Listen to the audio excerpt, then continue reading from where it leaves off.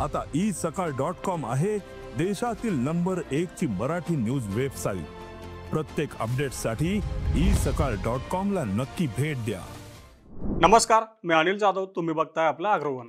अमेरिकेच्या दबावाला न जुमानता भारत सरकारनं अमेरिकेच्या शेतीमाल आयातीला सवलती देण्यास नकार दिलाय। दबाव वाढवण्यासाठी अमेरिकेनं भारताच्या मालावर 25% आयात शुल्क लावलंय। तरी देखील केंद्र सरकारनं अमेरिकेच्या GM सोयाबीन आणि मका, गहू आणि तांदळासह शेतीमाल, पोल्ट्री आणि डेअरी उत्पादनांच्या आयातीला सवलती देण्यास नकार दिलाय। अमेरिकेने लावलेल्या आयात शुल्काचा परिणाम भारताच्या निर्यातीवर काही प्रमाणात होऊ शकतो, परंतु निर्यातीवर मोठ्या प्रमाणात परिणाम होण्याची शक्यता कमीच आहे, कारण अमेरिकेनं भारताच्या औषधं आणि इलेक्ट्रॉनिक वस्तूंना आयात शुल्कातून वगळलंय। आता कापड, हिरे आणि सोन्याचे दागिने तसंच सोयाबीन आणि कमी अधिक प्रमाणात निर्यात होणाऱ्या शेतीमालाच्या निर्यातीवर परिणाम होऊ शकतो। परंतु भारतानं जर अमेरिकेच्या दबावाला बळी पडून शेतीमालासाठी जर आपली बाजारपेठ खुली केली तर मात्र देशातील शेतकऱ्यांना मोठा फटका बसू शकतो, असा अंदाज या क्षेत्रातील जाणकारांनी व्यक्त केलाय। मग आता अमेरिका आणि भारत यांच्यामध्ये व्यापार करारासंदर्भात नेमका काय घडामोडी घडतायत आणि त्याचा यापुढच्या काळात काय परिणाम होऊ शकतो याचाच आढावा आता आपण या व्हिडिओतून घेण्याचा प्रयत्न करणार आहोत। आता आपल्या सगळ्यांना माहिती आहे की अमेरिकेचे राष्ट्राध्यक्ष डोनाल्ड ट्रम्प यांनी भारताच्या वस्तू आयातींवर 25% आयात शुल्क लागू केलंय। हे आयात शुल्क 7 ऑगस्ट पासून प्रत्यक्ष त्याची अंमलबजावणी केली जाणार आहे। आता 25% आयात शुल्क लागू केल्यामुळं भारतातून अमेरिकेच्या बाजारात निर्यात होणाऱ्या अनेक वस्तूंच्या निर्यातीवर परिणाम होऊ शकतो, याची चर्चा आपल्यापर्यंत आलीच असेल। मागच्या 2-3 व्हिडिओमधून देखील आपण याची चर्चा केलेलीच आहे। परंतु आता एक महत्त्वाची घडामोड स्पष्ट होते की अमेरिकेनं भारतातून ज्या काही महत्त्वाच्या 2-3 प्रकारातल्या वस्तू निर्यात होतात त्यापैकी 2 प्रकारच्या वस्तूंना आयात सवलत दिली आहे। त्या 2 प्रकारच्या वस्तू म्हणजे एकतर औषधं आणि इलेक्ट्रॉनिक वस्तू। औषधं आणि इलेक्ट्रॉनिक वस्तू या आता आयात शुल्कातून वगळल्यात, म्हणजे याच्या आयातीवर कोणतंही शुल्क अमेरिकेच्या बाजारात लागणार नाही। मग आता निर्यात होणाऱ्या वस्तूंपैकी राहिल्या महत्त्वाच्या 2-3 प्रकारच्या वस्तू, त्यामध्ये महत्त्वाचं म्हणजे आपला शेतीमाला संदर्भात आहे कापड। कापडाच्या आयातीवर मात्र यापुढच्या काळामध्ये 25% आयात शुल्क लागू होणार आहे। तसंच हिरे आणि सोन्याच्या दागिन्यांवरती आयात शुल्क असेल, तसंच सोयाबीन आणि फळं भाजीपाल्याची जे काही निर्यात होते त्याच्यावर देखील आयात शुल्क लागू होणार आहे। आता या आयात शुल्काचा नेमका या आपल्या शेतीमालाच्या निर्यातीवर किंवा कापडाच्या निर्यातीवर काय परिणाम होऊ शकतो याची चर्चा आपण कालच्या व्हिडिओमध्ये केली असेल, ते व्हिडिओ आपण बघू शकता।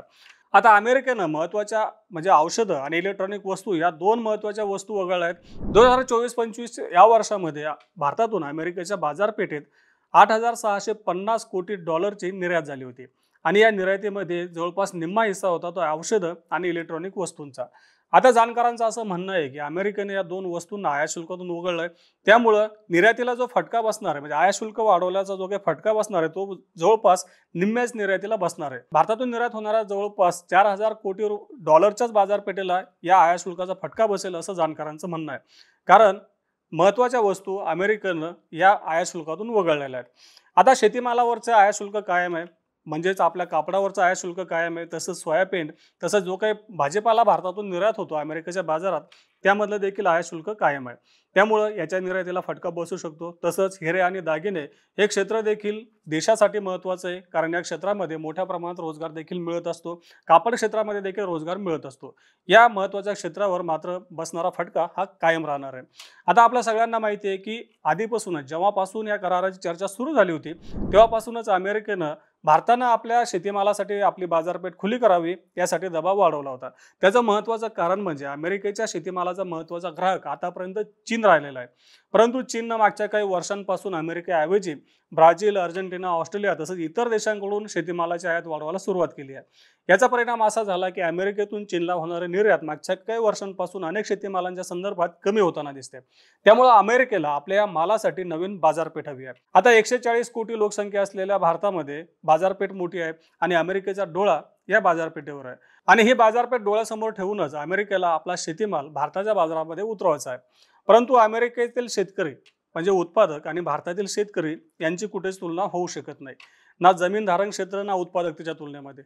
जर आपण जमीन धारण किंवा जर शेतीचा जर विचार केला तर भारतातल्या प्रत्येक शेतकऱ्याकडे सरासरी जवळपास 1 हेक्टर शेती आहे आणि अमेरिकेतील शेतकऱ्याकडे सरासरी 187 हेक्टर शेती आहे।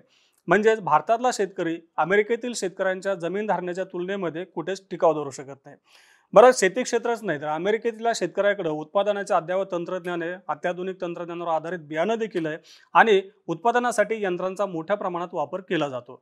परंतु भारतात ना आपल्या शेतकऱ्यांना अद्ययावत तंत्रज्ञान आहे, आपले शेतकरी पारंपरिक पद्धतीने मोठ्या प्रमाणात शेती करत असतात, त्यामुळे आपली हेक्टरी उत्पादकता कमी आहे. अमेरिकेत हेक्टरी उत्पादकता जास्त आहे, उत्पादन खर्च कमी आहे.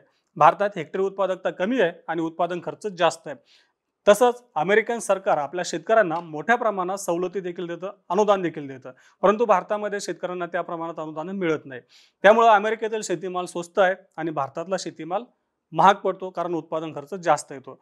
आणखीन एक जमेची बाजू म्हणजे अमेरिकेमध्ये मोठ्या प्रमाणात जीएम पिकांची लागवड केली जाते आणि भारतामध्ये जीएम पिकाच्या लागवडीला परवानगी नाही. आणि विशेष म्हणजे केंद्रात सत्तेत असलेल्या भाजपच्या संलग्न संस्था देखील जीएम पिकाला विरोध करतायत. म्हणजे हा एक राजकीय देखील मुद्दा देशामध्ये बनलेला आहे. ह्या एकंदरीत मुद्दे विचारात घेता देशामध्ये जीएम पिकाच्या आयातीला देखील परवानगी देणं सरकारला शक्य नाहीये. तसंच जर समजा आपण शेतकऱ्यांची तुलनात्मक स्थिती पाहिली तर भारतातला शेतकरी अमेरिकेच्या शेतकऱ्यासमोर टिकाव धरू शकत नाही, कारण त्यांचा माल स्वस्त आहे. आता हा जर स्वस्त शेतीमाल आपल्या देशामध्ये आला तर साहजिकच देशात शेतीमालाचे भाव पडतील आणि आपले शेतकरी अडचणीत येतील. दुसरा महत्त्वाचा मुद्दा आहे तो म्हणजे डेअरीचा. आपण याआधी देखील तुलनात्मक स्थिती पाहिली होती की देशातले दूध उत्पादक शेतकरी आणि अमेरिकेतले दूध उत्पादक शेतकरी यांच्यामध्ये देखील असाच फरक आहे. देशातल्या शेतकऱ्याकडे सरासरी 2 ते 3 दुभती जनावरं असतात, तर अमेरिकेतल्या शेतकऱ्यांकडे शेकडो जनावरं असतात. तिथले डेअरी फार्म हे मोठे असतात. तसंच सरकार या डेअरी फार्म्सना मोठ्या प्रमाणात अनुदान देखील देतं, त्यामुळं अमेरिकेतले डेअरी उत्पादनं देखील भारताच्या तुलनेमध्ये स्वस्त असतात. आता जर समजा हे डेअरी उत्पादनं जी स्वस्त आहेत आपल्या देशात आली तर याचा फटका आपल्या देशातल्या डेअरी उद्योगाला बसू शकतो. थोडक्यात काय तर एकतर देशामध्ये 140 कोटी लोकसंख्येपैकी जवळपास 50% लोकसंख्या ही शेतीवर अवलंबून आहे. जर समजा अमेरिकेच्या मागण्या मान्य केल्या तर देशातली जवळपास निम्मी लोकसंख्या ही प्रभावित होणार आहे, म्हणजे त्याच्या जीवनमानावरती परिणाम होणार आहे. याची जाणीव असल्यामुळेच केंद्र सरकारनं सुरुवातीपासून अमेरिकेच्या या मागण्यांना विरोध केला आहे आणि अमेरिकेनं 25% आयात शुल्क लागू केल्यानंतर देखील केंद्र सरकारनं आपली भूमिका बदललेली नाही आहे. देशातील अर्थव्यवस्थेचा विचार करून केंद्रानं आपली भूमिका कायम ठेवली आहे. त्यामुळे अभ्यासकांचं असं म्हणणं आहे की अमेरिकेनं जे काही 25% आयात शुल्क सध्या लागू केलं आणि ज्या महत्त्वाच्या 2 वस्तूंना आयात शुल्कातून वगळलंय त्याचा दिलासा काहीसा भारताला मिळणारच आहे. परंतु म्हणजे ज्या वस्तूंच्या निर्यातीवर आयात शुल्क लागणार आहे त्या वस्तूंच्या निर्यातीवर काही प्रमाणात परिणाम होऊ शकतो. परंतु भारत सरकारनं आपली भूमिका कायम ठेवल्यामुळे देशातील शेतकऱ्यांना याचा दिलासाच मिळणार आहे असे देखील अभ्यासकांचं म्हणणं आहे. जाणकारांनी याला देखील दुजोरा दिलाय. आता तुम्हाला काय वाटतं, भारत सरकारची भूमिका योग्य आहे का? आम्हाला कमेंट बॉक्समध्ये नक्की कळवा. तसं रोज सायंकाळी 8 वाजता मार्केट इंटेलिजन्स या सेगमेंटमधून आपण शेतीमालाचा बाजारभाव, सरकारचे धोरणं यांचा आढावा घेत असतो. त्यासाठी आपल्या ॲग्रोवनच्या चॅनलला नक्की सबस्क्राईब करा आणि हा व्हिडिओ जास्तीत जास्त शेतकऱ्यांपर्यंत पोहोचवण्यासाठी लाईक आणि शेअर करायला विसरू नका.